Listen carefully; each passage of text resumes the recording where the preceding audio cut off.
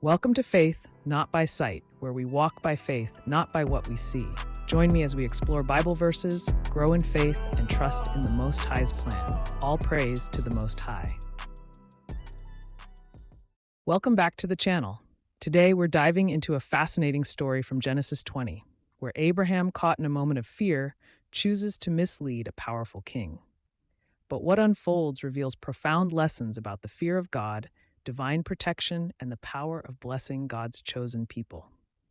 In this story, we'll see how God himself steps in to protect Abraham and Sarah while also moving the heart of King Abimelech to respond with wisdom and generosity, even after being deceived.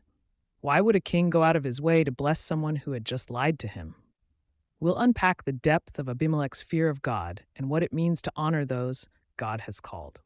So stay tuned as we explore this ancient story's lessons on faith, humility, and the blessings that come when we honor God's purpose. Let's get started. Verse 1.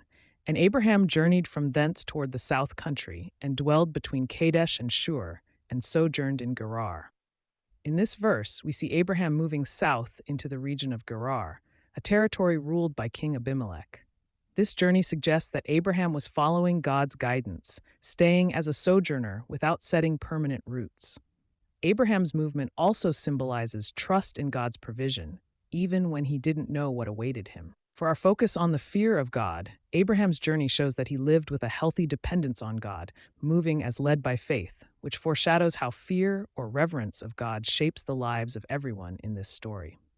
Verse 2. And Abraham said of Sarah his wife, "She is my sister," and Abimelech king of Gerar sent and took Sarah. Here, we see Abraham repeating a choice he made earlier in Egypt, claiming that Sarah is his sister to avoid the danger he perceived in a foreign land. Out of fear for his own life, he hides the truth that she is his wife. This act brings Sarah into King Abimelech's household. The key here is that Abraham acted out of fear of man rather than fear of God. Abraham didn't trust God to protect him in this moment, which set off a chain of events that would bring God's intervention into Abimelech's life. Verse 3.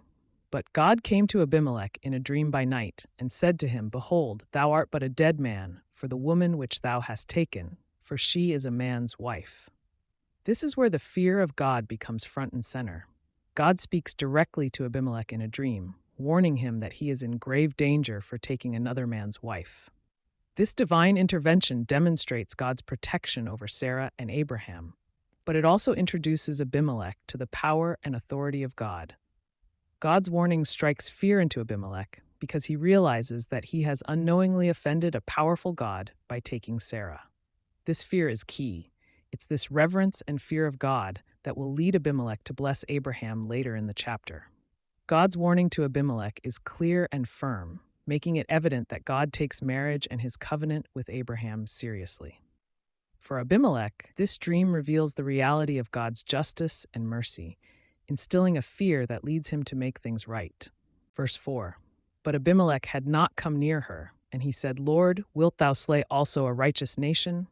In this verse, we learn that Abimelech, despite taking Sarah into his household, had not been intimate with her. This is significant because it shows that God had already been protecting both Abimelech and Sarah from sinning further. Abimelech responds to God's warning with a plea, asking if God would punish a righteous nation. Here, Abimelech is essentially appealing to God's justice, emphasizing his people's innocence in this situation. This shows the developing fear of God in Abimelech, a reverence and acknowledgement that God is just and powerful. By appealing to God's fairness, Abimelech hopes to show that he and his people acted without sinful intentions. His response shows that he understands the severity of God's warning and respects God's authority over life and death. Verse 5. Said he not unto me, She is my sister? And she, even she herself said, He is my brother. In the integrity of my heart and innocency of my hands have I done this. Abimelech continues his plea, explaining that he acted with integrity and honesty. He points out that both Abraham and Sarah claimed to be siblings, so he had no way of knowing the truth. By emphasizing his integrity of heart and innocency of hands, Abimelech is trying to prove to God that he had no malicious intent. This verse highlights a critical aspect of the fear of God, a heart of innocence and integrity. Abimelech's honesty and desire to be right with God lead him to acknowledge his actions and clarify that they were done in good faith. His humility and fear of God are evident here, as he doesn't try to justify himself, but simply appeals to God's understanding of his intentions. Verse 6, "And God said unto him in a dream, Yea, I know that thou didst this in the integrity of thy heart, for I also withheld thee from sinning against me. Therefore suffered I thee not to touch her." God acknowledges Abimelech's sincerity and confirms that he prevented him from sinning. This verse reveals two important things. First, that God sees and knows the intentions of the heart. And second, that God's intervention can protect even those who are unknowingly in danger of sinning. By preventing Abimelech from touching Sarah, God ensured that his covenant promise to Abraham would remain intact. This interaction reflects the power and mercy of God. It shows that God honors sincere intentions, but also acts to keep people from sinning against him when they don't know better. God's protective action here reinforces his desire for justice and purity and reveals the blessings that come from living with a healthy fear of God.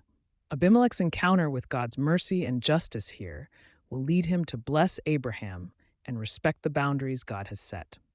Verse 7, "Now therefore restore the man his wife, for he is a prophet, and he shall pray for thee, and thou shalt live. And if thou restore her not, know thou that thou shalt surely die, thou and all that are thine."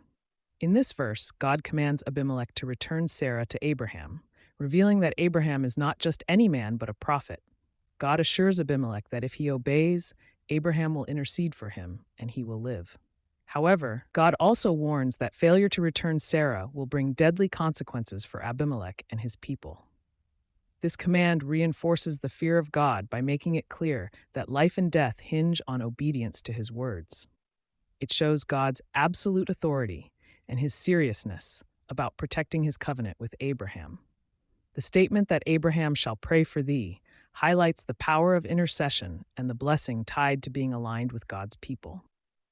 God's warning to Abimelech was intended to inspire reverence and prompt immediate obedience. Verse 8, "Therefore Abimelech rose early in the morning and called all his servants and told all these things in their ears, and the men were sore afraid." Abimelech's response is swift and reverent. He rises early, gathers his servants, and shares God's message with them. The early rising shows Abimelech's urgency and obedience to God's command. By involving his entire household, he underscores the seriousness of God's warning, ensuring that everyone understands the consequences. The phrase, "the men were sore afraid," shows the impact of God's words on Abimelech's people. This communal fear of God highlights the respect they now hold for Abraham's status as a prophet and the realization that violating God's command would bring judgment. The fear of God leads to repentance and quick action, showing that true reverence often requires both a change of heart and immediate obedience. Verse 9, "Then Abimelech called Abraham and said unto him, What hast thou done unto us? And what have I offended thee, that thou hast brought on me and on my kingdom a great sin? Thou hast done deeds unto me that ought not to be done." In this verse, Abimelech confronts Abraham, expressing his frustration and confusion. Abimelech asks why Abraham deceived him, which led to a situation that could have brought sin upon his entire kingdom. By calling it a great sin, Abimelech acknowledges that he now understands the severity of taking another man's wife, even unknowingly. This statement reflects Abimelech's awareness of sin and respect for God's laws, demonstrating a fear of God that now influences his moral judgments. Abimelech's reaction also shows the ripple effect of sin and deception.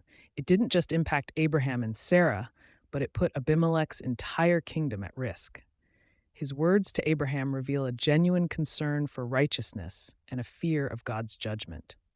This confrontation lays the groundwork for the blessing Abimelech will eventually give to Abraham, as Abimelech seeks to set things right with God and his prophet. Verse 10, "And Abimelech said unto Abraham, What sawest thou that thou hast done this thing?" In this verse, Abimelech directly questions Abraham's motives, asking what prompted him to mislead him and bring about such a dangerous situation. Abimelech is trying to understand Abraham's perspective, perhaps to ensure nothing like this happens again. The question shows Abimelech's confusion and concern as he seeks to understand why Abraham would assume deception was necessary. Verse 11, and Abraham said, because I thought, surely the fear of God is not in this place, and they will slay me for my wife's sake. Abraham explains his reasoning, revealing that he assumed there was no fear of God in Gerar.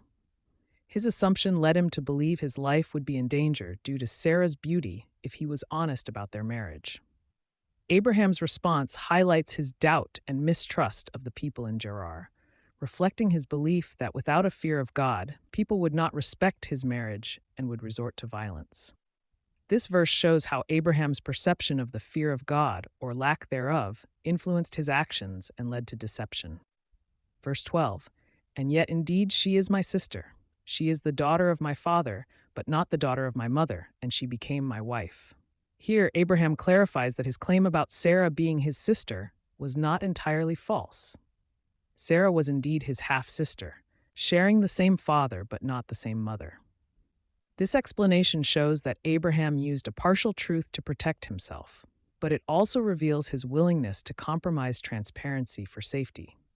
By sharing this detail, Abraham attempts to justify his actions to Abimelech, showing that while his statement was technically true, it was still misleading. Verse 13, and it came to pass, when God caused me to wander from my father's house, that I said unto her, this is thy kindness which thou shalt shew unto me. At every place whither we shall come, say of me, he is my brother. In this verse, Abraham reveals that from the time he left his father's house, he had a standing arrangement with Sarah to say he was her brother wherever they went. Abraham presents this as a form of protection, given the uncertainties he faced as a foreigner in unknown lands. He frames it as a kindness or favor from Sarah, showing his dependence on her cooperation in this plan.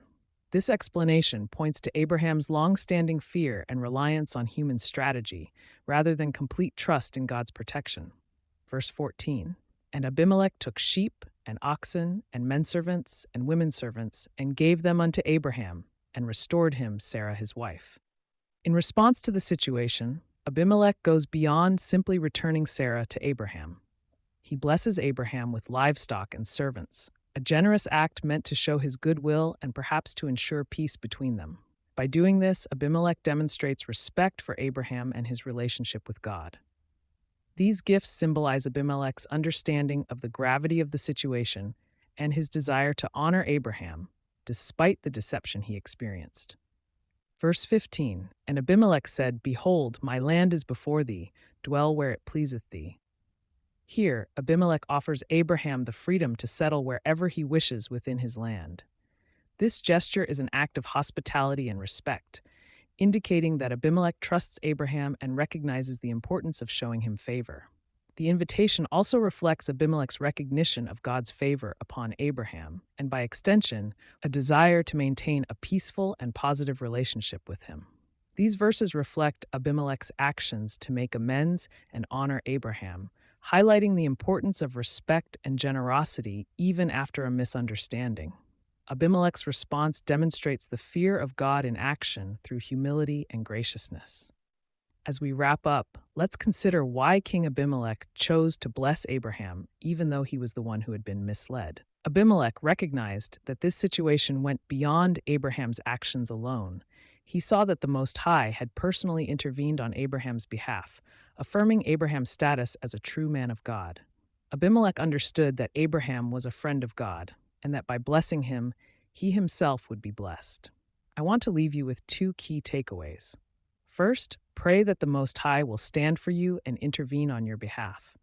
Second, remember to honor those whom God has chosen, knowing that blessing God's people invites blessing into our own lives. Let's learn from the wisdom of those who came before us. Are we greater than our fathers? Yah forbid.